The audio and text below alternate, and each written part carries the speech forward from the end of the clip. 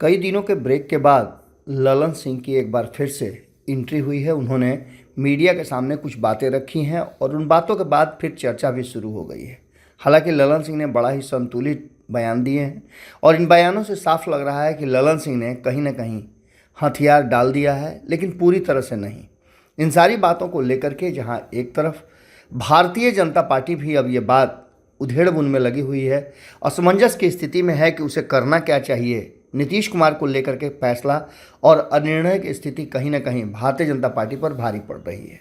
एक तरफ जहां एक दूसरे पर हमले किए जा रहे हैं, वहीं नीतीश कुमार के पुराने साथी सुशील मोदी को फिर से एक्शन में लाया गया है। ये प्लान अमित शाह का नहीं बल्कि नरेंद्र मोदी का है, ऐसा लगता है। नमो को लेकर के भी आपने देखा होगा किस तरह से बयान ललन सिंह ने दिया है। तो वहीं सुशील मोदी सीधे तौर पे कहते हैं, सुशील मोदी क्या पूरी भाजपा कह रही है कि नीतीश कुमार ने इस बार पीठ में छुरा घोंपा है। वहीं आपको बता दें कि एक बात और भी कही जा रही है कि अगर ललन सिंह को जरा सा भी मौका मिला तो वो पार्टी का विलय करा देंगे और उप मुख्यमंत्री की कुर्सी पर अपने आप को काबिज कर लेंगे। ये पूरी बात लंबे समय से चल रही है और ललन सिंह के को लेकर के ये बातें अक्सर कयासों के बाजार में बहुत तेज़ी से तैर रही है। बिहार के पूर्व डिप्टी सीएम और राज्यसभा के वर्तमान सांसद सुशील मोदी ने जेडीयू अध्यक्ष ललन सिंह पर पलटवार किया है।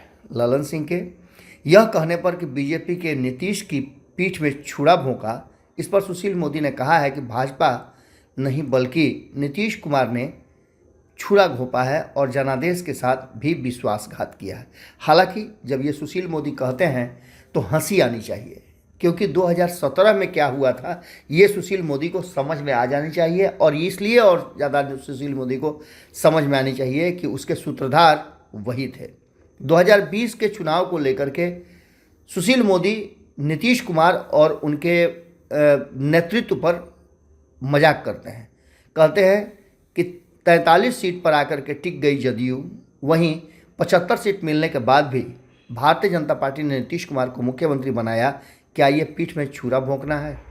ये सारी बातें कहीं ना कहीं चल ही रही कि इसी बीच में लगातार ये भी बातें उठा रहे हैं सुशील मोदी कि जिस तरह से 2005, 2010, 2015 और 2020 में नीतीश कुमार का ग्राफ गिरा है, वो साफ बता रहा है कि अब बिहार की जनता नीतीश कुमार को पसंद नहीं करती है और ख़ास करके उस नीतीश कुमार को और नहीं पसंद करती है जो लालू प्रसाद के साथ उनकी गोद में बैठ करके बिहार की सत्ता चलाए।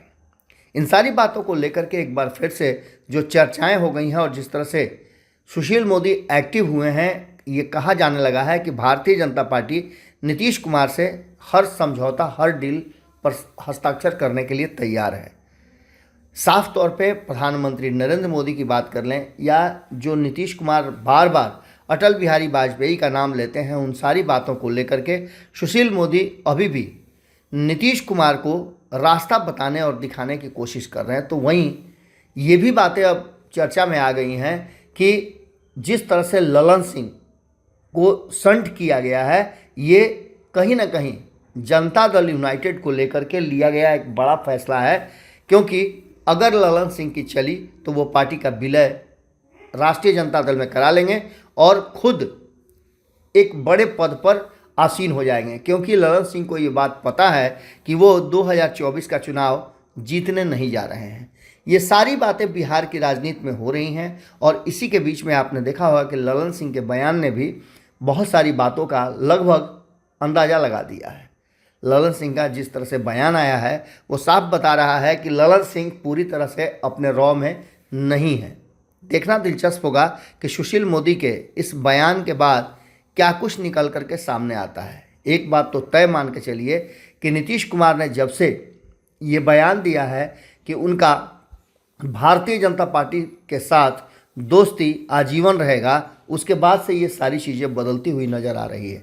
अब सुशील मोदी एक बार फिर से एक्शन में आ गए हैं और जब जब सुशील मोदी पूरी तरह से एक्शन में आते हैं तो कुछ न कुछ बिहार की राजनीति में बड़ा होता है।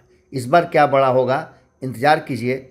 हमारी टीम पूरी तरह से इस पर मंथन कर रही है और सच्चाई बाहर निकालने की कोशिश में लगी हुई है। बहुत बहुत धन्यवाद। अगर ये वीडियो पसंद आई और वह बिहार के राजनीति और बिहारियत से सरोकार रखेनी तो सब्सक्राइब बटन दबा के चैनल के सब्सक्राइब कर ली। ओजे एगो घंटी बा, ओकरा बटन दबा देला से कुल सटीक और मारक खबर रुआ मुफ्त में मिल जाई। अगर रुआ पत्रकारिता के हमनी के नया प्रयोग में सहयोग कर चाहतानी तो ज्वाइन बटन दबा दी। पेटीएम नंबर नोट कर ली 9386816700। धन्यवाद।